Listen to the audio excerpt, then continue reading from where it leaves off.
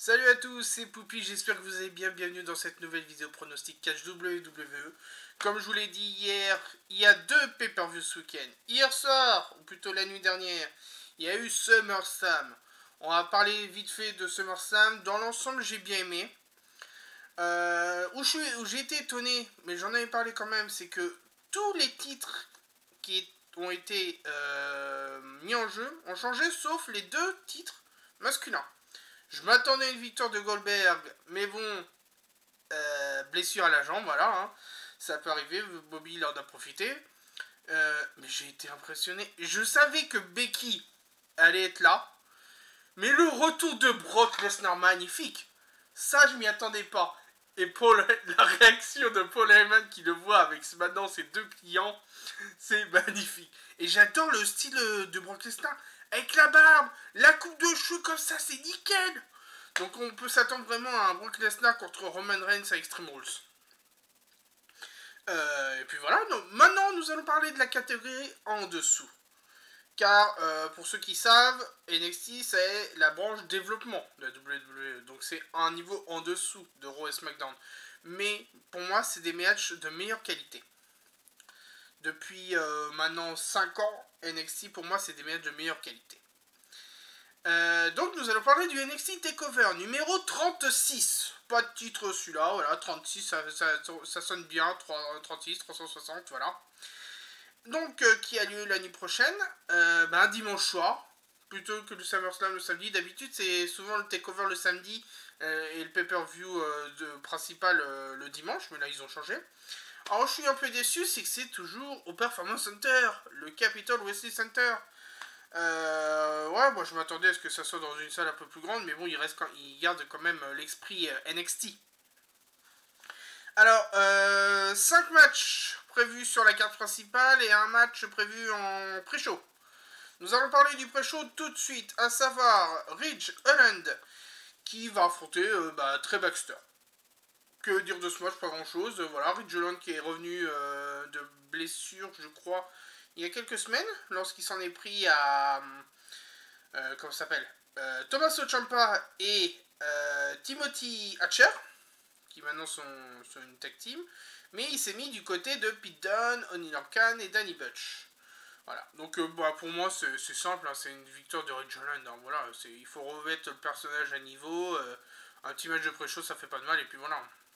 Trey Baxter, je crois que c'est un des participants du tournoi Breakout. Mais c'est un tournoi que je ne suis pas du tout. Voilà. Donc pour moi, pré-show, victoire de Ridge Holland. Parlons des 5 matchs qu'il y aura. C'est principalement du match simple. Pas de stipulation, sauf un match qui pour moi mériterait d'être au main event. Je sais pas encore comment c'est prévu. Il y a 2 matchs qui sont potentiels au main event. Le match dont je vous parle, qui sera un 2 out of 3 falls. Et le match pour le titre NXT.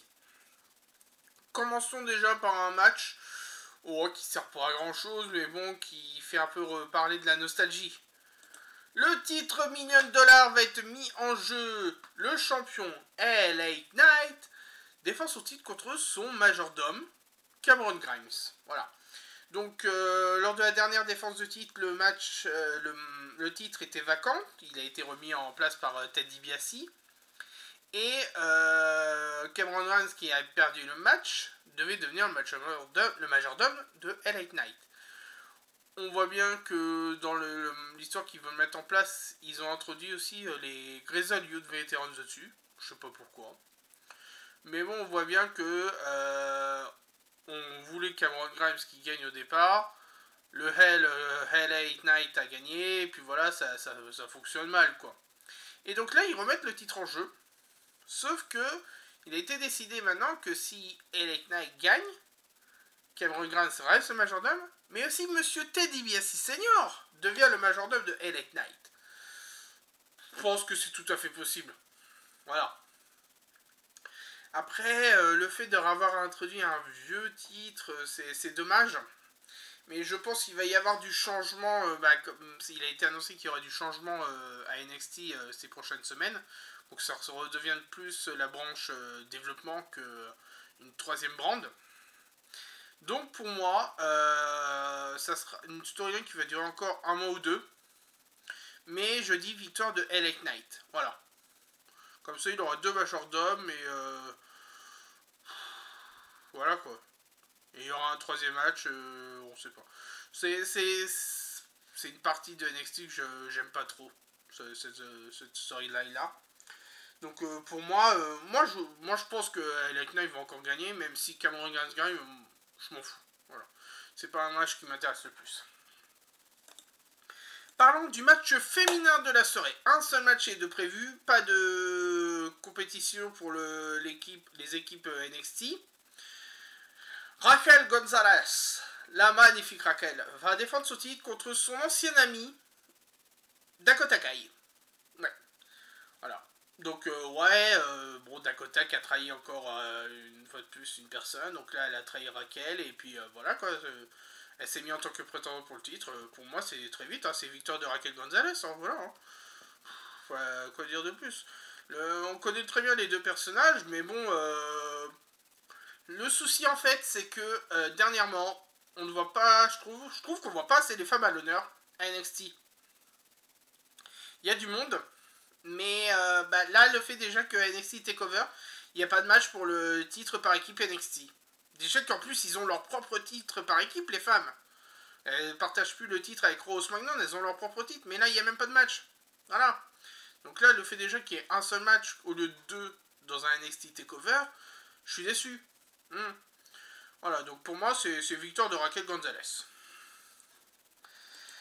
Passons au troisième match. Titre NXT UK. Walter, le ring général, défend son titre contre Ilja Dragunov. Et ben je vais vous dire, ça fait plaisir de voir ce match-là. Depuis le temps qu'on nous en parle, ça fait des mois et des mois que j'entends ce match-là. Bon, la dernière fois, ils s'étaient déjà affrontés, mais c'était Walter qui avait gagné. Mais pour vous dire, ils devaient s'affronter il y a quelques semaines, mais Walter s'était blessé à la main ou au poignet. Donc ils avaient reporté le match. Et là, les deux sont venus exprès aux États-Unis pour pouvoir faire le match à un takeover. Le temps qu'ils puissent refaire des NXT UK takeover. Vraiment que la période Covid passe en Europe pour qu'on puisse refaire ça, quoi. Je pense qu'en 2022 ça reviendra. Et donc là, Walter, il en est à plus de 1230 jours de règne. 1230. Ce qui équivaut à presque 4 ans. Le titre existe depuis 2017, je crois. Il est le 3e champion NXT UK. Et ça fait plus de 1230 jours qu'il a le titre. Voilà. Les règnes de Tyler Bate et de Pete Dunne à côté, c'est rien. Est-ce que Ilja est prêt pour avoir le titre? Oui. Est-ce qu'on veut voir Walter perdre son titre? Non. Non. Le souci, c'est que là, c'est un peu le match David contre Goliath, voilà. Mais Walter est un très bon champion. Même si on ne revoit plus vraiment l'esprit Imperium. Mais là, le fait qu'il soit aux États-Unis, on pourrait voir très bien la tag team intervenir, à savoir Fabian Archer et Marcel Bartel. Ça pourrait très bien les voir intervenir pendant le match. Mais moi, je pense victoire de Walter. Ouais. Même si le fait que Ilja gagne le titre, ça couperait le règne, mais ça ne coupera pas la hype au fait que Walter pourrait très bien redevenir très bientôt à nouveau champion UK. Même si là, il faudrait limite faire un break, mais je pense pas que ça soit nécessaire, que c'est pas une obligation. Donc pour moi, c'est une victoire de Walter. Alors, passons aux 2 matchs qui restent de cette carte, qui pour moi méritent tous les deux d'être un main event. Néanmoins, on va garder quand même le fait qu'il y a un championnat en jeu pour le main event. Donc nous allons parler tout de suite du match de tomber sur 3. Vous l'avez vu vite fait. Voilà. Kyle O'Reilly et Adam Cole, baby. Les deux vont s'affronter dans un 2 tombés sur 3. Premier combat, match au simple. Voilà. Deuxième combat, street fight. Et si il n'y a pas de gagnant au bout des 2 tombées, c'est-à-dire s'ils font un partout, ce qui sera sûrement le cas, bien sûr, hein, on sait comment c'est. Hein. Troisième tombée, steel cage. Voilà. Un steel cage comme on veut. Là, limite, s'ils avaient mis un steel cage dès le départ, ça aurait suffi. Mais là, il faut vraiment, comment dire, désigner un gagnant. Il faut mettre fin à cette rivalité. Que Adam Cole ou Kyle se mettent vers un titre. Voilà. Pour moi, ce que je pense, on sait très bien que l'un des deux va gagner le tombé simple. Donc pour moi, je pense que c'est Adam Cole qui va gagner le tombé simple. Et je pense que c'est Kyle O'Reilly qui va gagner le street fight. Plus dans l'ambiance que maintenant Kyle O'Reilly avec sa tenue, tout ça. Le steel cage, ça va être un match très important. Pour moi, je ne vois pas d'intervention extérieure. Je ne vois pas l'intervention, par exemple, de Bobby Fish ou de Roderick Strong dans le match. L'Undisputed Era, c'est terminé. Roderick Strong, maintenant, il a sa mine de diamants, son équipe Diamond Mine, qui fonctionne assez bien, qui a quand même bien débuté, je trouve. Bobby Fish, bon, il est entre les deux, quoi. Ah mais non, je dis une bêtise. Bobby Fish, il est plus à NXT. Attendez, je regarde vite tout de suite. Alors, tac. Mais oui, j'avais oublié ça. Il y avait les licenciements. Bobby Fish, tac. Pop. Actualité. Mais oui, Bobby Fish, il a été licencié de la WWE. Oh le con, qu'est-ce que je dis? Mais oui, c'est vrai. Ouais, donc oubliez ce que j'ai dit, c'est sûr qu'il n'y aura pas d'intervention extérieure parce que Roderick Strong il est même pas dans la storyline. Parce que non, ils avaient mis Bobby Fish en tant que rival de Roderick Strong, mais non, Bobby Fish comme d'autres, comme Bronson Reed, l'ancien champion nord-américain, ils l'ont viré aussi. Oh, quel bordel la WWE. Tout ça pour remettre vraiment les jeunes talents au cœur de NXT, quoi. Et il y a un autre point très important pour ce match-là. Le contrat d'Adam Cole se termine très prochainement. Et oui, et actuellement, il n'a pas encore été décidé s'il renouvelle son contrat temporairement ou pour plusieurs années.